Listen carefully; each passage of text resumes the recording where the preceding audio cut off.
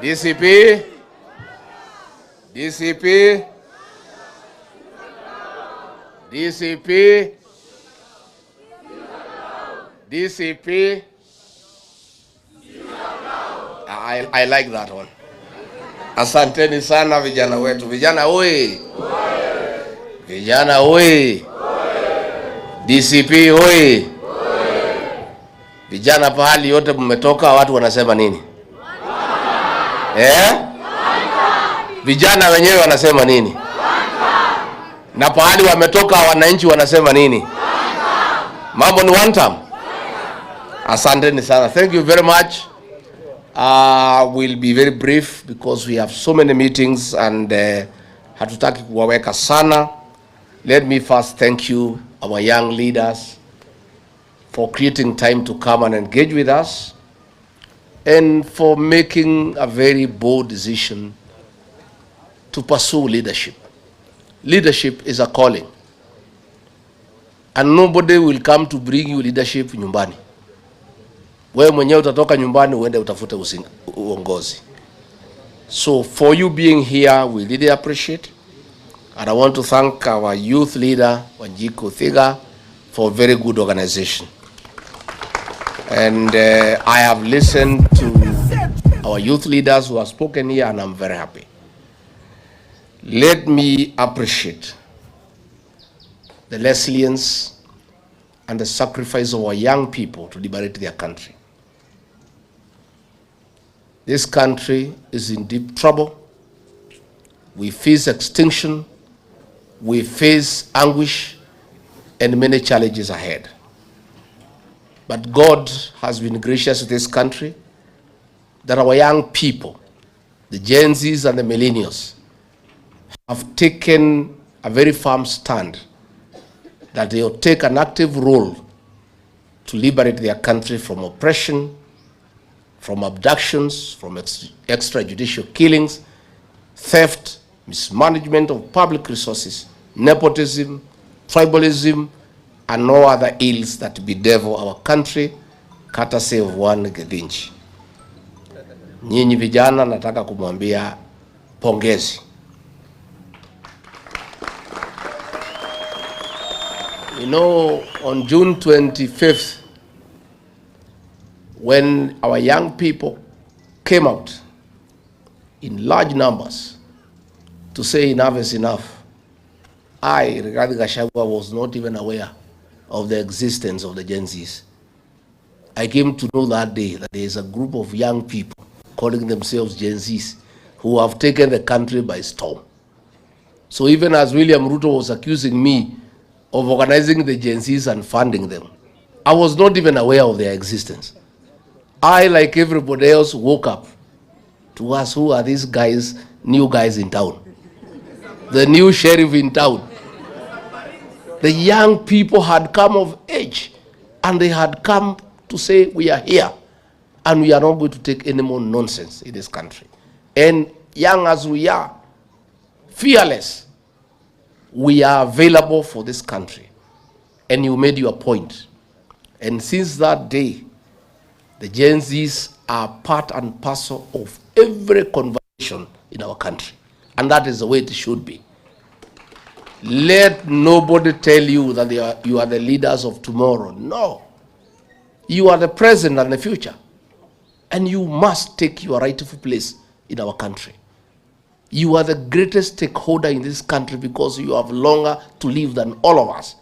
You must therefore be part and parcel of deciding how you will be governed and how this country will be governed. Because if things go wrong, you start to lose the most. And if things go right, you start to gain the most. Therefore, vijana wetu, what you are doing is the right thing. And you have a date with destiny. Let me say, I disagreed with William Ruto completely when I was his deputy about the killing of our young people and the abduction of young people.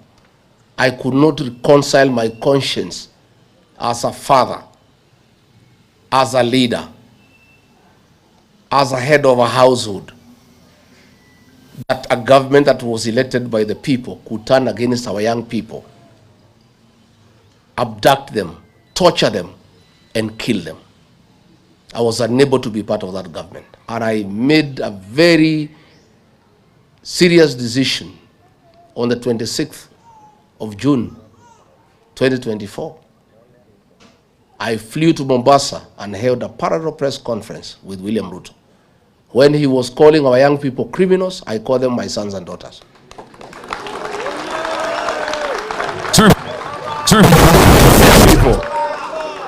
Many people try to stop me from having that press conference. Oh, you cannot speak when the president has spoken.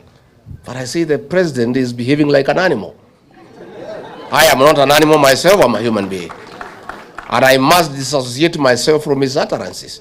These are young people who are fighting for their country and for the right thing. And he is calling them criminals. And they are not criminals because what they were disagreeing with is what is criminal in nature.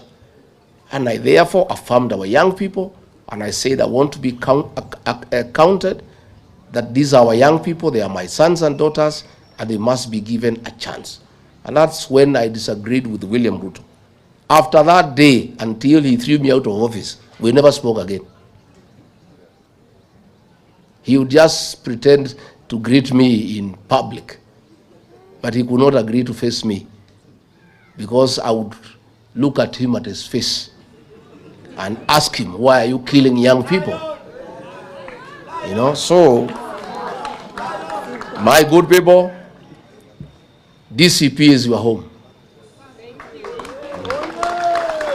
This is the home of the Gen Zs and the millennials. And my mission is very simple. Is to help you, the young people, get rid of Kasongo and take your rightful place in the governance of this country. Hata nikimaliza hiyo niende wa manyora nikapumzike, I'll be quite happy. Kasongo waende, vijana wachukue nafasi.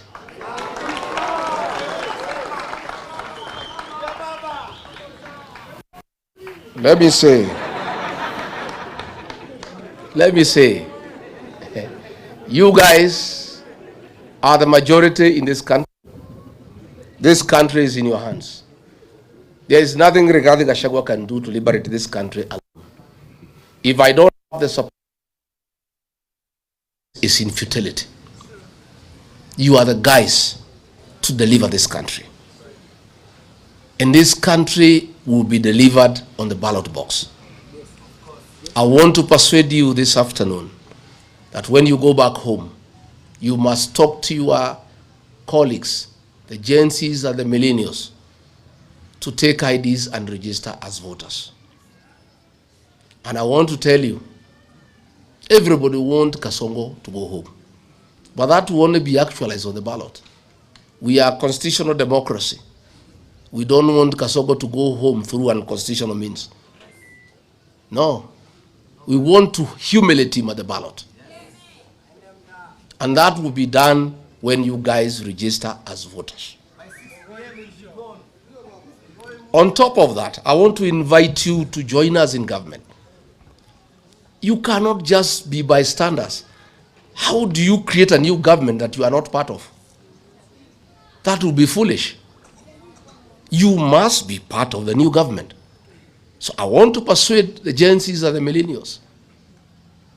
Hizi viti yote ya MCS 1450. Simuchukue. Munangojea nini? Nyinyi ndio majority. What are you waiting for? These 290 constituencies, take half of them. Senate 47, take half of them. Why and why not? Nyinyi mumekula vitabu sawa sawa.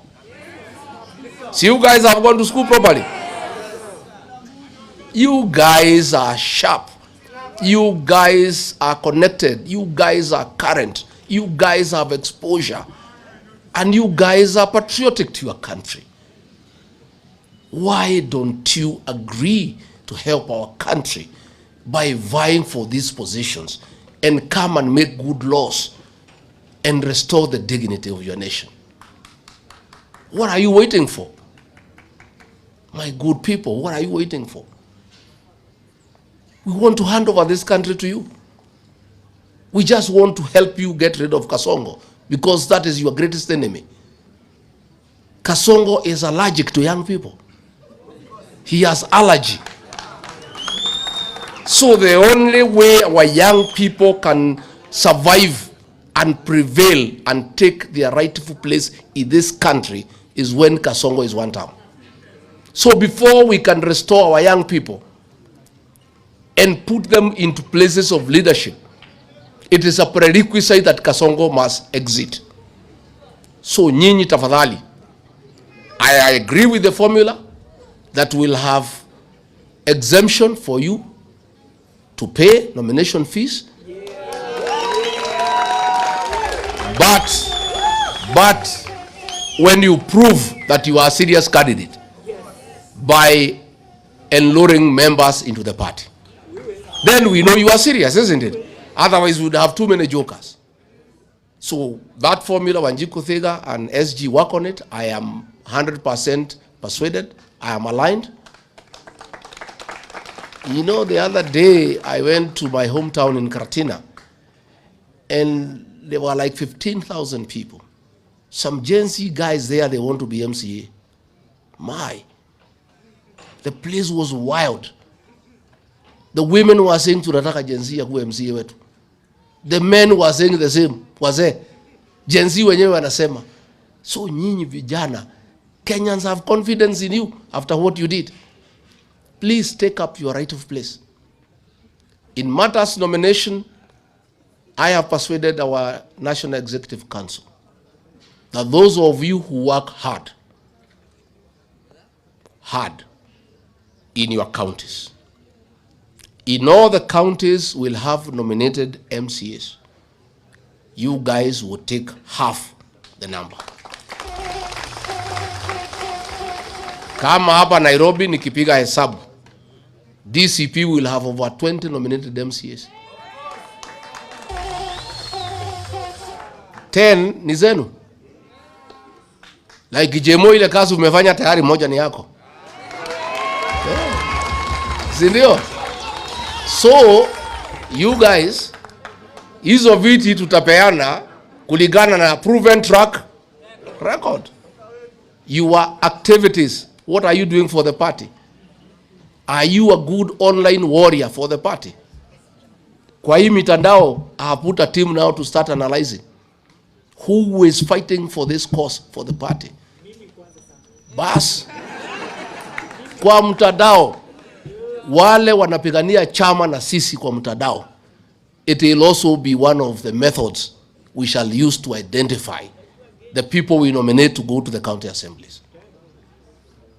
I want to be surrounded by an army of young, aggressive, intelligent young people so that I can be a good leader. There is no way you go anywhere as a leader unless umejisurround na vijana ambaye wamesoma na ambaye hawaogopi mtu yeyote. Rigathi Gachagua has availed himself to be surrounded by young leaders so that I can succeed. I'll go nowhere without you. I want you to come. We work together.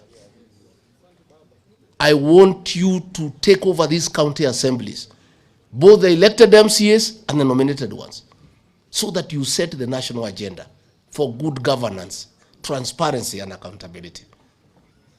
I want to see young leaders in the National Assembly, in the Senate. And when I form government, even in the National Executive, we'll have a blend of the young, knowledgeable, energetic, backed up by the experienced, and with proven track record. Tukiweka CS ambaye ako na experience, tunamwekea kijana ya 24 years Gen Z kama PS wanafanya kazi na yeye.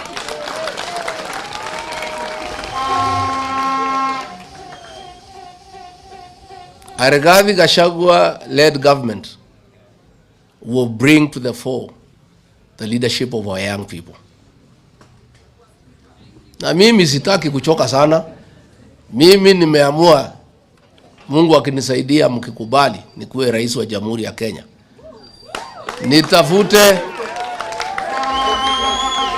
Nitafute vijana, nijaze kwa serikali. Watu wange kazi, I take the credit. Si ndio? Mimi nikae pale wa Manyora na Pastor Dokas, nimeweka vijana, nimejaza kila pahali. Wanakuja kunibrief on Monday na kuchukua mawaidha. Naambia vijana hapa, muangalie namna hii, wiki hii mtakuja kuniambia weekend. Si ndio? Si hata mimi lazima nijipende. Kwani hii kazi nitafanya mpaka siku gani? But since I cannot run away from responsibility of working hard, I must surround myself with youthful, energetic young people to help me govern. And you guys, you'll be all over. You will be in every office in my government. You will be in every institution. You will be in every parastatal. You will be everywhere. Watu waanze kuzoea nyinyi mapema. You guys are the present and the future of our country. And unless we hand over this country to you, this country is doomed. Hawa wazee wametuangusha, wacha tujaribu hawa vijana. Na mimi, I am ready and willing to partner with you. Nyinyi mko tayari? So in our party, please start your activities and assert yourself. Na hakuna mtu atakuja kukuchukua nyumbani uongoze. Wewe mwenyewe ndio utaoda huko nje uanze kuongoza watu. And this is the way to start. So recruit members. Be active in party activities. And you have seen when I come in the countryside, mkutano wangu lazima nipatie majenzi waongee. And that will continue. Because all those things we discuss is about you. So how do we discuss things to do with you and we don't allow you to participate in that discussion? So please, mimi nimefungua roho yangu, nimefungua milango yangu, naomba tufanye kazi na nyinyi. Naomba tusaidiane. Muko tayari? Muko tayari? And I want to say, you know, Kasongo ametudanganya, alisema ataweka ICT hubs kila ward, mumeziona? And you know this guy is actually mannerless. You know, let me ask you. He told us ataweka sisi pesa kwa mfuko. Ile kidogo tulikuwa nazo akato? Ni muongo si muongo? Now he is telling Kenyans that apatiwe nafasi ati to make Kenya at the first world. Now, this man, in a record 3 years, he has destroyed the education system. In a record 3 years, he has destroyed the health system. In a record 3 years, ameharibu biashara. Kila kitu ameharibu, nothing is working. And he thinks Kenyans are foolish, that he can trust them, and they can trust him, that he has a capacity to make Kenya to be first world. Kama ile tumekupatia mwaka 3 umeharibu.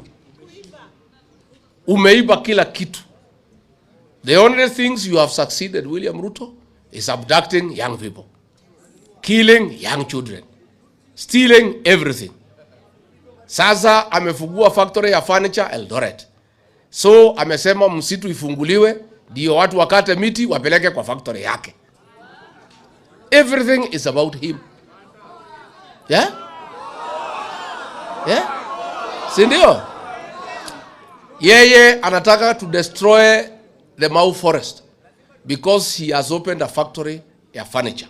So he is saying no imported furniture. Furniture yote itatoka kwa factory yake na miti itatoka kwa misitu yetu.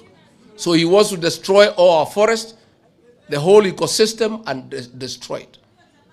Mambo amefungua factory ya chuma. Ndio sasa anaweka mambo ya affordable housing. Amefungua factory ya tiles. This man is in every field ya biashara.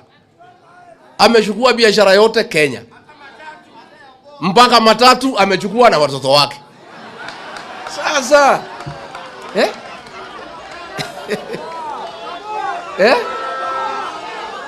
Sasa katika huko Mara ameweka hoteli. Aposeli, he is demanding from Governor Lenku 400 acres aweke hoteli. Huko Samburu National Park ameweka. This man has taken over all businesses and driven kila mfanyibiashara out of business. You know? Sasa tunashindwa, nyinyi vijana mukileta mchezo mkose kuchukua kura, kwa sababu nyinyi ndio tegemeo letu. You are the only guys Ruto cannot bribe. You guys, you are the only people he cannot intimidate. You are the hope of this country. Without you guys there will be no country. Please, my sons and daughters, I plead with you, save this country. Save this country. Register as voters. Again, contest all these seats so that we can also have a good voter turnout when your supporters are coming to vote for you. Then tufukuze Kasongo, nyinyi mchukue nafasi tuendeshe Kenya yetu. Mwai Kibaki gave us free education, ameharibu. Kila kitu imeharibika. He is saying that since Mzee Raila has rested, that he has no opponent. Let me tell him, wewe William Ruto, Gachagua is not your opponent. Kalonzo Musyoka is not your opponent. George Natembea is not your opponent. Martha Karua is not your opponent. Eugene Wamalwa is not your opponent. Your greatest opponent, in case you didn't know, are the Gen Zs and the millennials.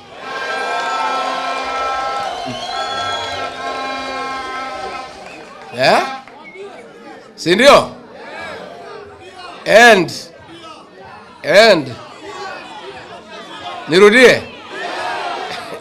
Nirudie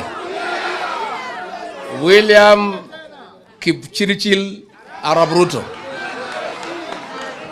kama huna habari, mimi nasikia unajigamba ati vile mzee wetu Agwambo amepumzika, ati wewe huna mpinzani. Kama huna habari, ukiwa pale Qatar kwa ile hoteli unakaa, ile 7 star, tunasikia unakula vitu huko. Kama huna habari, William Ruto, your greatest opponent, if you don't know, are the Gen Zs and the millennials of the Republic of Kenya. Number 2, kama huna habari, number 2 opponent wako William Ruto, ambaye atajiunga na hao Gen Zs na millennials, are the payslip holders of the Republic of Kenya. Kama huna habari,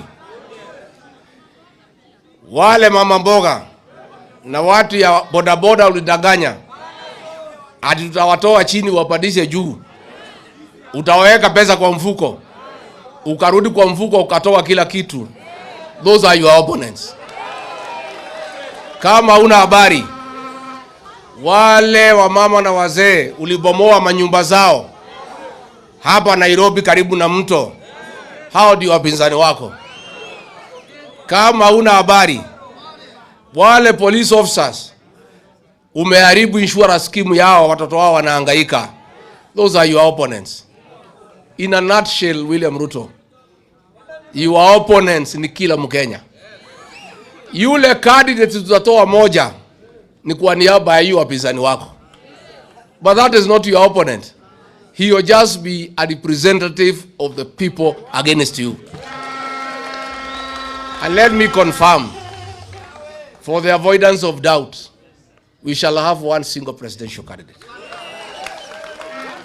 Nimeona Kasongo amesponsor ma headline kwa ile magazeti yake jana. Rigiji asimami, ati sijui atawachia wengine ati apewe share ya serikali. Nani nakwambia?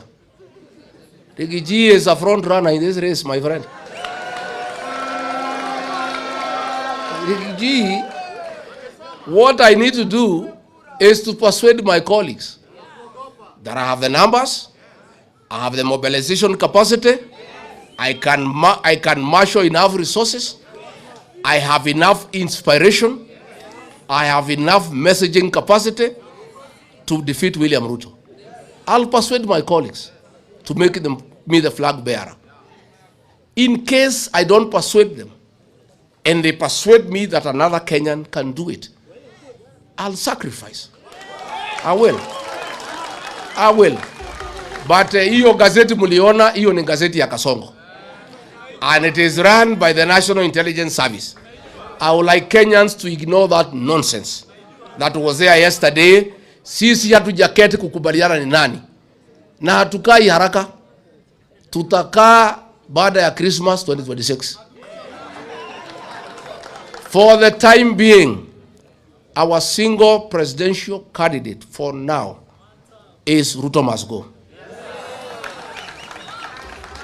And our plan for now is one term. So nobody, we have never sat down and we are not in a hurry. What we have agreed, kila kiongozi ajitolee aende asukume pahali ako na ushawishi. We have agreed that every leader to go and mobilize your supporters ya kupeleka Kasongo nyumbani. When we have completed mobilizing the whole country that Ruto must go, then we shall sit down and ask ourselves, hii watu yote tumemobilize kufukuza Ruto, nani ataongoza hawa? Nani atakuwa mdogo wake? Nani watasaidiana? Lakini hakuna haraka. So let Ruto and the newspapers not set an agenda for us about the choice of a single presidential candidate. We know what you want. Munataka tutangaze mtu sahihi, muanze kumuhangaisha. Muanze kumsumbua. Muanze kupiganisha sisi. And I have seen a few characters even in the United Opposition wameanza kuagukia hiyo propaganda ya Kasongo. They are believing that propaganda ati kuna watu wameketi ati wameongea ati ni huyu ati huyu hata simama. There is nothing like that. That is all propaganda by Kasongo. We are not in a hurry to name a candidate. And I want to assure the people of Kenya, the job before us today is to register voters and to mobilize Kenyans against William Ruto. When we have completed that exercise in December 2026, we'll sit down and ask all these Kenyans who want William Ruto to go, since he must be replaced by somebody, who will be that person? Sindio? Na niambie Kasongo na watu wake, Kenyans today are not very much interested as who will be president. Kenyans are interested today that William Ruto should go home. That is what has been agreed on, isn't it? Ile kitu imekubalika na Wakenya wamekubaliana. Lazima William Ruto aende nyumba. As to who will replace him is not even a priority for the country for now. It is not a priority. That one we shall agree much later, huko December after Christmas, hapo 28th, 29th, ndio tukienda mwaka mpya ya 2027, before midnight, tuambie Wakenya, tukiamkia kesho, flag bearer wetu ni fulani. Tumekubaliana? Sindio? So mimi sitaki nipitishe kutoka hapo. Nimesikia Kasongo akisema we average thinkers, it's okay. Wewe endelea kutusi sisi. Continue abusing us. That is why you are saying we average thinkers, because you think we are so stupid that you can con us again, that you can make Kenya a first world country. You think we are that foolish. And that is why you are saying that we are average thinkers. You know, ati unasema ati tuache ujinga, ati tutoe pesa vile tumetoa ya housing. Ulitulazimisha. Hakuna mtu alitoa pesa ya housing, you forced us. And I want to announce again, mkinipea hii kiti ya rais, kazi ya kwanza, tukitoka Kasarani, tukifika State House, the first executive order is to scrap the housing levy. And all these houses that have been built will be handed over to the county governments to manage them, raise enough money, and pay back all the workers of Kenya. Then from there, manage them. So, sisi tuko sawa. Young people, please do what you must do. Mimi nataka nikija, nataka nikitembea, nikute nyinyi kila pahali, mume take charge. Take charge of our meetings. Take charge of our meetings. Take charge of the narrative. Hizi viti tafadhali ya ma MCA ya wabunge mchukue. Kwani nyinyi mkiwa ma MCA mtajikuna? Kwani mtatapika? And what is the problem?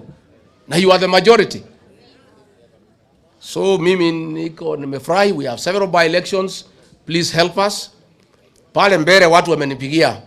Unajua ndiambia watu ya Mbere tumefungua mahoteli huko ya Kasongo, ya Zabrano, ya Karinda, ya Roko, wakule waendelee kukula lakini wasiuze kura. Sasa wamenipigia sema Rigiji, tumekula pesa hii mtu tumechoka kuja ufunge hoteli. Tuende tuchague Karisa. Watu ya Mbere wananipigia. Mimi naambia watu ya Mbere hakuna nyinyi endeleeni hiyo hoteli. Kuleni wiki hii. Mimi nitakuja kufunga mahoteli Mbere. I'll come and shut down all those hotels. Na ile kivumbi tutaonaisha Kasongo hapo Mbere North. I'll go personally to Mbere myself. I shut down all the hotels. Ile ya Kasongo, ile ya Soprano, ile ya Roko, ile ya Karinda. And from there I'll give direction. Vile kura itapigwa na watu hapo. Hapo Kariobangi, I've told the MPs of Nairobi na wengine, they take charge as I take charge in Mbere. Tuko na uchaguzi pale Narok, watu ya huko they have taken charge. Tuko na ingine Magarini, msijali, tuko sawa.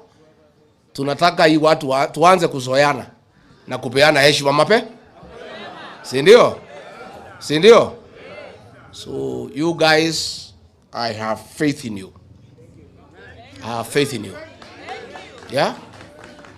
And I'm telling you, nyinyi, tukimaliza hii uchaguzi, mkiona vile nitajaza nyinyi maofisi, mtakuja kuniheshimu. Yeah? Hii maassembly hii mtakuwa mmejaa huko. Bora msinisahau mkifika huko. Najua naye watu wakipata uongozi wanaanza kiburi. You know? There are these fellows niliwasaidia wakakuwa wabunge. Siku hizi wanakula kwa Kasongo, wanatusi mimi. Mimi nitapatana na nyinyi kwa ground. Nitapatana nao kwa ground. Na mimi sina ubaya na mtu yeyote. Mimi nimesema hatutaki Tugege. Na sina ubaya. Ni ile hasara tumeenda kwa kuwa na Tugege. Watu ambaye Ruto akiwaambia kitu they don't think. I am not saying you must be so educated to be a good leader. I am saying you must have some brain. That Ruto akikwambia ufanye kitu ufikirie before ya kufanya. That's what I am saying. And I am saying our members of parliament wengi wale nilisaidia wamekuwa Tugege because they don't think. Ruto akiwaambia finance bill ni mzuri, wanasema ndio. Akiwaambia ni mbaya, wanasema ndio. Sasa wanaambiwa kwenu hakuna haja ya barabara, hakuna haja ya maji, chukueni maharagwe mkapatia watu, wanasema ndio saa. Tugege si Tugege. Mimi sina ubaya. Na uzuri Tugege tumeanza kujitokeza kujitetea. Kwa sababu mimi hata sikuwa nimesema ni nani. Si ndio? So nyinyi you people, we must get good leaders. We must get quality leaders. Na mimi, I have come to the conclusion that good leaders will come from the young people. If you see the leaders who have refused to sell their soul to Kasongo, who walk around with me, they are all young leaders. Wale ambaye ni warika yangu, wako kwa Kasongo wanakula pesa. But the young people, akina Karongo Dhango, akina Monyoro, akina Medho, akina Gasheri, akina Ngogoyo, they are young people. So along the way, I have developed a lot of trust for our young people. Uyu Malala, young guys, steadfast. You know? So Mimi, I have decided to invest in young people. Let me mentor young leaders. I feel safer that way. Mimi najua nikiwa na vijana wamenisurround niko sawa. Si ndio? Yeah. Mimi nikiweka vijana hata nikienda wa Manyora si mtakuja kuniangalia? Si mtaniletea chakula? Si mtakuja kuangalia how I'm doing? I am safer as a leader when I have young leaders around me. And that is what I want us to do. So mukienda nyumbani musalimiane, na mimi nawapenda sana na ninawaamini sana.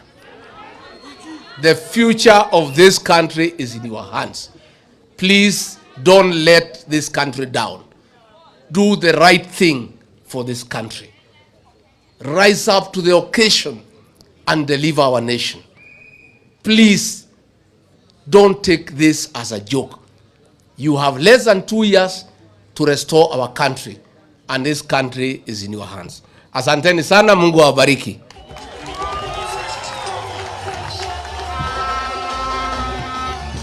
Asante sana.